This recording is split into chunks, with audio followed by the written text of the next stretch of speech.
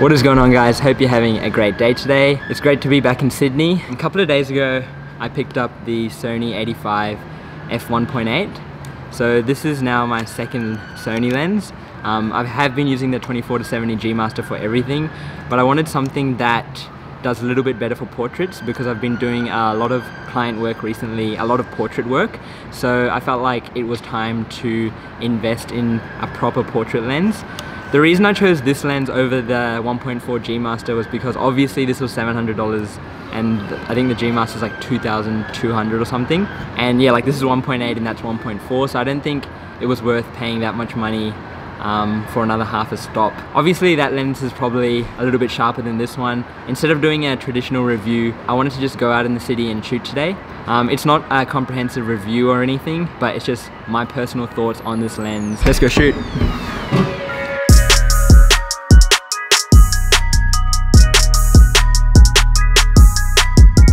So I'm also here with a couple of other photographers from Sydney. This is Luke, Noah, and Toby. We're going to be shooting together today. I'll put all their Instagrams in the bio down below so you guys can go check out their work.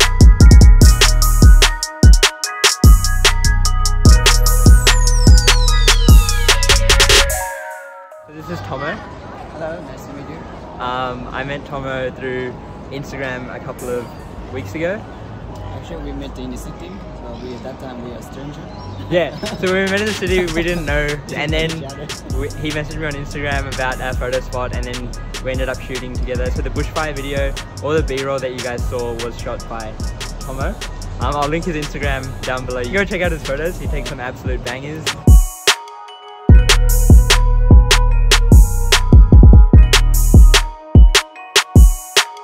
A couple of weeks ago I posted on my Instagram story and I called out for photographers from Sydney because usually I shoot alone, but I wanted to start collaborating with more creators. So a lot of people replied to the poll I made on my story, so that's where I met all the boys that are here today. So yeah, we just kind of like DM'd each other and I made a group chat. There's like 30 or 32 people in it. So if you are a photographer or a videographer from Sydney and you need someone to shoot with, DM me and I'll add you to the group.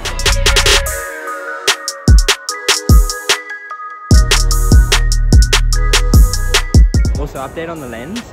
I'm actually finding it quite hard shooting with a prime lens because I haven't shot with a prime lens in probably like 5 months or so since I got the Sony A7, and it's definitely making me move around a lot more compared to when I usually use the 24-70. I can usually like shoot from where I'm standing and just make it work. Like with the prime lens, I have to think about my shots and kind of move a lot more, which is fine because this lens so far has been doing an amazing job. It's got amazing bokeh, the depth is insane. Haven't really shot any portraits yet, just doing a bit of street photography walking around the city.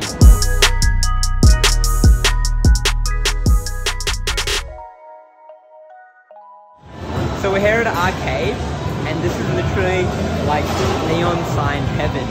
If you guys are struggling to find neon signs, just go to your nearest arcade. Perfect spot to shoot neon signs. Gotta get it right now. Yeah, push all the limits with you right now. Gotta get it right now. Yeah, push all the limits with you right now. Gotta get it right now.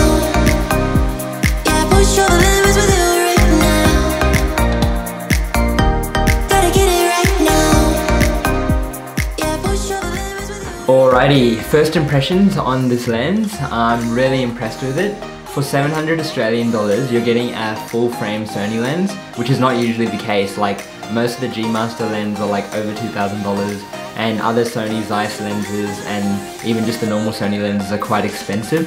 For $700 you're getting great value from a lens like this if you don't have the budget for like a G Master or you're just looking for a new portrait lens in general. Today I didn't really shoot too many portraits today, did more street photography, just general shooting in the city. I found that the images came out tack sharp, the autofocus was on point. As with most Sony native lenses, you're not going to have too many issues with autofocus. Since I did get this lens for more portrait work, next time I go out on a proper portrait shoot I'll make a separate video on portraits. Today was just more my general thoughts on the lens. I'd say if there's one downside to this lens, it's probably the build quality. It is plastic, it's not metal construction, but that doesn't really bother me. Like, I take good care of my camera gear. In the future I will be making more videos about this lens when I use it for more videography, more b-roll work and things like that. But yeah, the compression's insane, as with any 85mm. Some people like to shoot their portraits at 35mm and get more of the environment in the shot, but personally I like shooting tighter for portraits. If I do need more of the environment in my portraits, then I'll probably just use my 24-70 G Master. But yeah, really happy with this purchase. If you guys are in the market for a portrait lens and you're a Sony user, I highly recommend this, as it's not going to break your bank. If you guys enjoyed this video, maybe consider liking and subscribing. But with that all said and done, I will see you in the next one.